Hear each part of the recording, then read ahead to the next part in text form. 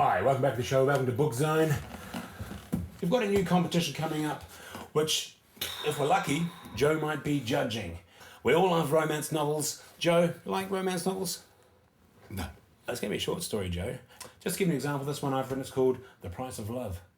I don't expect them to be of this kind of quality. I'm an experienced writer, as is Joe. But here we go.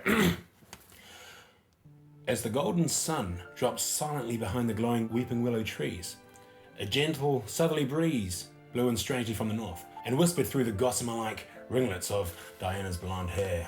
As I poured Diana another glass of champagne, I noticed that her eyes were as effervescent as the champagne itself.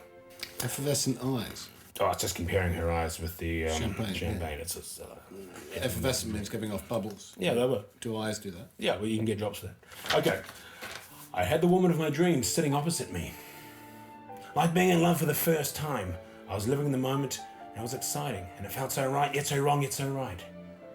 For the first time in years, I didn't even think about Laura and the children, and all the pain of the past few years.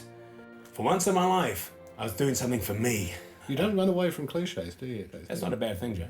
No, you embrace them. You run towards them and hug them to your chest, don't you? There wouldn't be cliches if they weren't a good thing, Joe. They wouldn't be used at all. It's an interesting argument. Her lips were now moist from a carbonated juice of grape. It's really good. Diana thanked me for the champagne. Again, I looked longingly into her eyes. Her beauty transcended deep into her mind, deep into her heart, and deep into her soul. I wanted to gently caress her body and make love to her in ways I was yet to imagine. As the sun finally slipped into the river below the golden weeping willow trees, I reached over, gently placed my hand on hers. How would she react? As my hand brushed against hers, she smiled, and then her pimp said, "You touch the woman, you pay the cash." To be honest, the large bull-tattooed man sitting beside her all night had added a sense of awkwardness to the entire evening. It was easy to forget that Diana was a whore. Luckily for me, there was an FPOS machine at the Caltech station down the corner. Well written, plenty of cliches, well placed throughout the piece. Right. You've been watching Book Zone.